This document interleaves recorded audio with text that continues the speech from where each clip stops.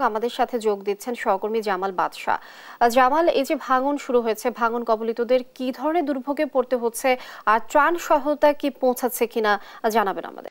Linyi, আসলে গত কয়েকদিন আগে যে লালমনিরহাটের তিস্তায় হঠাৎ বন্যা হলো, এই বন্যার পানি নেমে যাওয়ার পরপরই কিন্তু আসলে তিস্তার ডান এবং বাম তীরের অন্তত 20টি পয়েন্টে ভাঙন তীব্র আকারে শুরু হয় এবং এই ভাঙন কিন্তু আসলে অব্যাহত রয়েছে।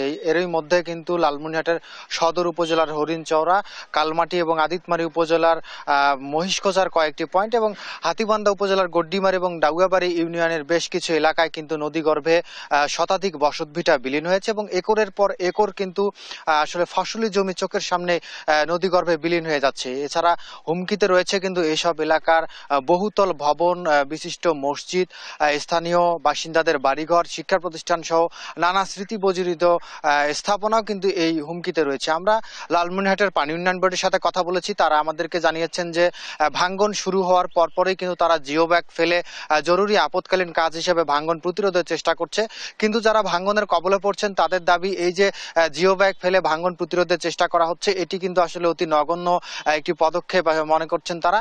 কারণ হচ্ছে এই তিস্তার যে তীব্র স্রোত এবং পানি দ্রুত কমে যাওয়ার কারণে যে গতি, আসলে যে গতিতে পানি নেমে যাচ্ছে, এর ফলে কিন্তু ভাঙ্গন তীব্র আকার ধারণ করছে এবং বস্তা আসলে টিকছে না। এতে কিন্তু আসলে নিমিষেই তারা ঘর বাড়ি হারিয়ে নিঃস্ব হচ্ছেন। আমরা অনেকের সাথে কথা বলেছি, তারা কিন্তু তাদের ভিটেমাটি হারিয়ে অনেকে অন্যের জমিতে এবং উঁচু স্থানে আশ্রয় নিয়েছে এবং সরকারি যে সড়কগুলো রয়েছে সেখানে কিন্তু তারা আশ্রয় নিয়েছেন।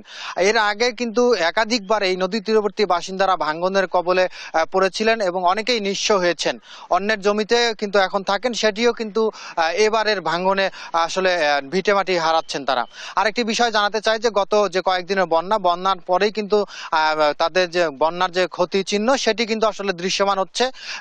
কৃষকের প্রায় 10,000 হেক্টর আমনের ফসল, এছাড়া কিন্তু মৌসুমি সবজি যেগুলো ছিল সেগুলো কিন্তু নদীগর্ভে বিলীন হয়েছে অনেকটা এবং নিমজ্জিত থাকার কারণে কিন্তু ফসলের ফলনেও কিন্তু ব্যাঘাত ঘটবে বলে কৃষকরা দাবি করছেন। সব মিলিয়ে তিস্তার পানি কমে গেছে এবং বন্যার পানি নেমে যাওয়ায় কিন্তু আসলে ক্ষতচিহ্ন দৃশ্যমান হচ্ছে। পানি কমলেও কিন্তু নদী ভাঙ্গন অব্যাহত রয়েছে। এই ছিল লালমনিরহাট থেকে নদী ভাঙ্গন এবং বন্যা উন্নতির সর্বশেষ খবর। লিনিয়া।